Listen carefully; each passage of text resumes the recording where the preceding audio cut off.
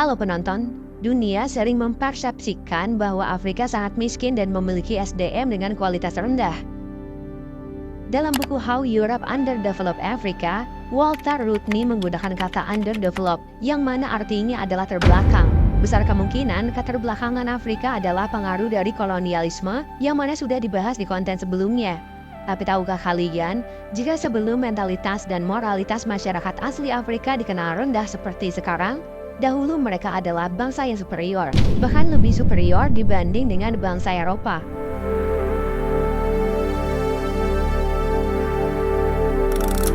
Dimulai pada akhir abad ke-18, perbedaan antar ras menjadi besar dan dibesar-besarkan dalam pikiran publik.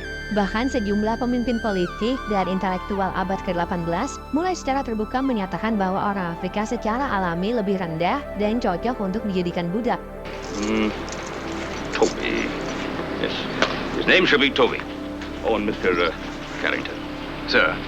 Pada pertengahan abad ke-19, pengertian ras menjadi banyak digunakan untuk menunjuk peringkat dan ketidaksetaraan manusia serta penempatan secara sosial.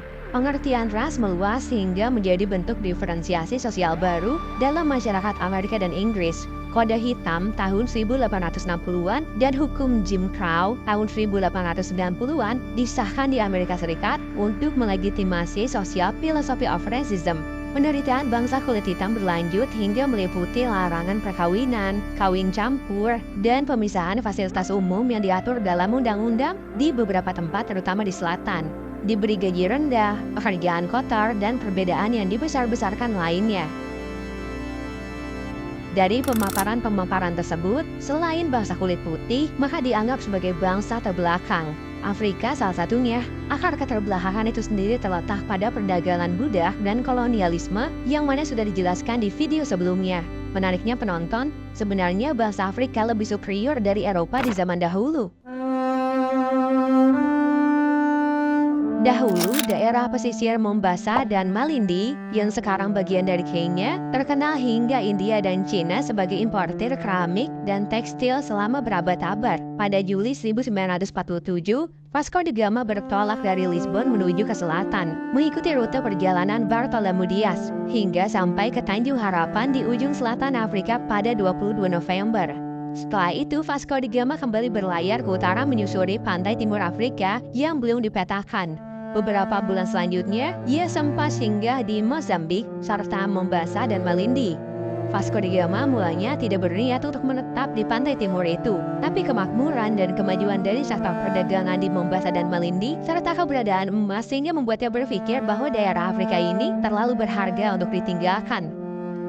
Tidak seperti orang-orang di sudut bumi lain yang antusias ketika melihat bangsa asing. Orang-orang dari pantai timur Afrika itu bahkan tidak begitu terkesan ketika pemimpin ekspedisi Portugis itu datang. Karena kemungkinan kedatangan orang asing sekalipun tidak akan berdampak apa-apa terhadap mereka karena kemajuan dan kemakmuran yang sudah tercapai.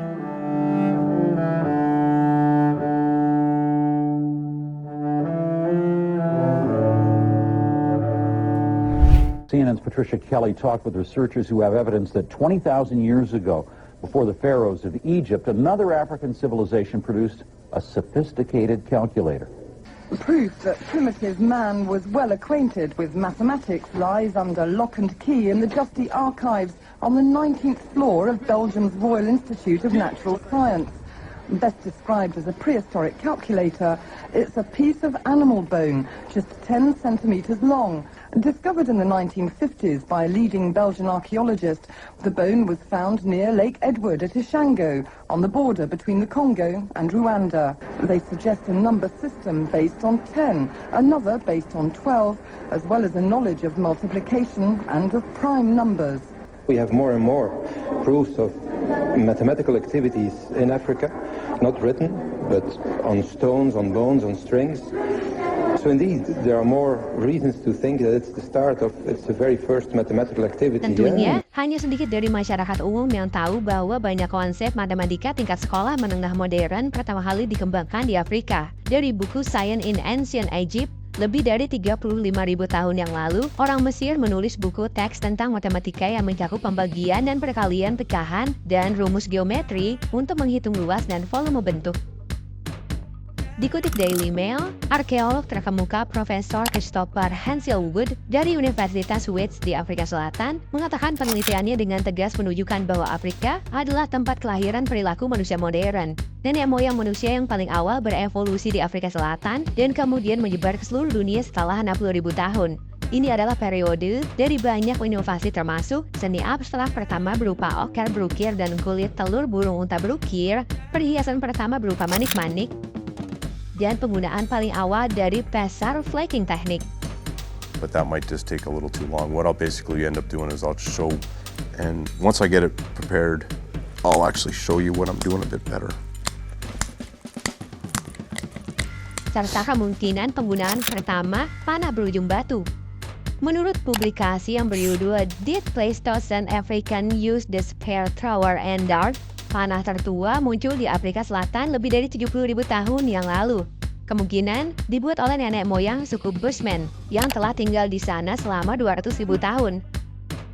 And mix the resulting paste with the insides of the larvae and the seed powder, producing a liquid powerful enough to kill anything. All that's left is to apply the poison to some arrows. Busur kemudian menyebar ke Afrika Timur, ke Asia Selatan 48.000 tahun yang lalu, ke Eropa 40.000 tahun lalu, dan akhirnya ke Alaska dan Amerika 12.000 tahun yang lalu. Menurut Profesor Hansel-Wood, perubahan iklim, khususnya perubahan permukaan laut, yang merupakan pendorong utama nenek moyang kita dari Afrika itu berinovasi. Penelitian Profesor Hansel-Wood dan penelitian lain tentang arkeologi Afrika mampu menyanggah gagasan bahwa perilaku manusia modern berasal dari Eropa sekitar 40.000 tahun yang lalu. Atas alasan itu, kita dapat menyimpulkan bahwa asal-usul manusia neantropik yang merupakan lambang modernitas perilaku di Eropa ternyata berasal dari Afrika.